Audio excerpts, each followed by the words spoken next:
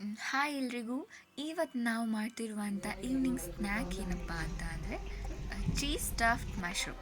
ಅದಕ್ಕೆ ಬೇಕಾಗಿರೋವಂಥ ಇಂಗ್ರೀಡಿಯೆಂಟ್ಸ್ ಏನೇನಂತ ಅಂದರೆ ಒಂದು ಈರುಳ್ಳಿ, ಒಂದು ಸಣ್ಣ ಟೊಮ್ಯಾಟೊ, ಸ್ವಲ್ಪ ಕೊತ್ತಂಬರಿ ಸೊಪ್ಪು, ಅರ್ಧ ಇಂಚು ಶುಂಠಿ, 2-3 ಮೆಣಸಿನ್ಕಾಯಿ ಖಾರಕ್ಕೆ ತಕ್ಕಾಗೆ, ಮತ್ತು 2 ಉಂಡೆ ಬೆಳ್ಳುಳ್ಳಿ, ಸ್ವಲ್ಪ ಒಗ್ಗರಣೆಗೆ ಕರಿಬೇವಿನ ಸೊಪ್ಪು. ಆ್ಯಂಡ್ ಮೈನ್ ಇಂಗ್ರೀಡಿಯೆಂಟ್ ಬಂದು ಚೀಸ್ ಇರುತ್ತೆ. ಇದನ್ನೆಲ್ಲ ಸಣ್ಣದಾಗಿ ಚಾಪ್ ಮಾಡ್ಕೋಬೇಕು. ಅದಾದಮೇಲೆ ಮಶ್ರೂಮ್ಸ್ನ ತೊಗೊಂಡು ವಾಶ್ ಮಾಡಿರೋ ಮಶ್ರೂಮ್ಸ್ನ ನೀಟಾಗಿ ಸ್ಟೆಮ್ಸ್ ತೆಗಿಬೇಕು. ಅದನ್ನ ಸ್ವಲ್ಪ ಎನ್ಲಾರ್ಜ್ ಮಾಡೋದಕ್ಕೆ ಸ್ಕ್ರೇಪ್ ಮಾಡಬೇಕು ಒಳಗಡೆ ಚಾಕು ತೊಗೊಂಡು. ಸೊ ಇದಾದಮೇಲೆ ನಾವು ಫಿಲ್ಲಿಂಗ್ಗೆ ರೆಡಿ ಮಾಡ್ಕೊಬೇಕು. ಫಸ್ಟು ಬಾಣಲಿಯಲ್ಲಿ ಅಥವಾ ಪ್ಯಾನ್ನಲ್ಲಿ ಒಂದು ಸ್ವಲ್ಪ ಆಲಿವ್ ಆಯಿಲ್ ಅಥವಾ ಎನಿ ಟೈಪ್ ಆಫ್ ಆಯಿಲ್ ಹಾಕಿ, ಸ್ವಲ್ಪ ಜೀರಿಗೆ ಹಾಕಿ, ಸಣ್ಣದಾಗಿ ಚಾಪ್ ಮಾಡಿರುವಂತಹ ಬೆಳ್ಳುಳ್ಳಿ ಮತ್ತು ಶುಂಠಿ, ಹಸಿಮೆಣಸಿನ್ಕಾಯಿ ಹಾಕಿ ಚೆನ್ನಾಗಿ ಸ್ವಲ್ಪ ಅರೋಮ ಹೋಗೋ ಥರ ಬಾಡಿಸ್ಕೋಬೇಕು.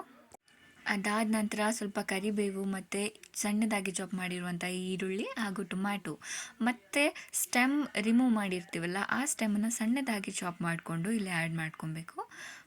ಅದಾದಮೇಲೆ ರುಚಿಗೆ ತಕ್ಕಷ್ಟು ಉಪ್ಪು ಹಾಕ್ಕೊಂಡು ಆಮೇಲೆ ಮಶ್ರೂಮ್ ಸ್ಟೆಮ್ಸ್ ನೀರು ಬಿಟ್ಕೊಳ್ಳುತ್ತೆ. ಸೊ ಜಾಸ್ತಿ ಎಣ್ಣೆ ಏನು ಹಾಕಬೇಕಾಗಿಲ್ಲ ಇಲ್ಲಿ.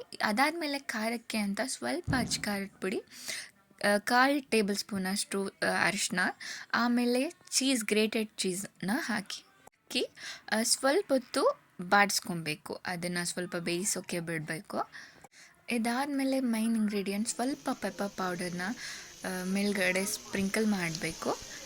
ಅದಾದ ನಂತರ ರೌಂಡ್ ಮಶ್ರೂಮ್ಸ್ನ ತೊಗೊಂಡು ಸ್ಟಫಿಂಗ್ನ ಫಿಲ್ ಮಾಡಬೇಕು ನೀಟಾಗಿ ಎಲ್ಲ ಮಶ್ರೂಮ್ಸ್ಗೂ. ಅದಾದಮೇಲೆ ಎಲ್ಲ ಮಶ್ರೂಮ್ ಮೇಲೆ ನೀಟಾಗಿ ಚೀಸ್ ತೊಗೊಂಡು ಗ್ರೇಟ್ ಮಾಡಬೇಕು. ಮೊಸರೆಲ್ಲಾ ಚೀಸ್ ಅಥವಾ ಪ್ರೋಸೆಸ್ ಚೀಸ್, ಎನಿ ಚೀಸ್ ಆಗ್ಬೋದು. ಅದಾದ ನಂತರ ಅದೇ ಬಾಣಲಿ ಅಥವಾ ಪ್ಯಾನನ್ನು ತೊಗೊಂಡು ವಿ ಹ್ಯಾವ್ ಟು ಪ್ಲೇಸ್, ಬಾಣಲಿಯಲ್ಲಿ ನೀಟಾಗಿ ಪ್ಲೇಸ್ ಮಾಡಬೇಕು ಎಲ್ಲನೂ, ಸ್ವಲ್ಪ ಎಣ್ಣೆನ ಹಾಕ್ಬಿಟ್ಟು.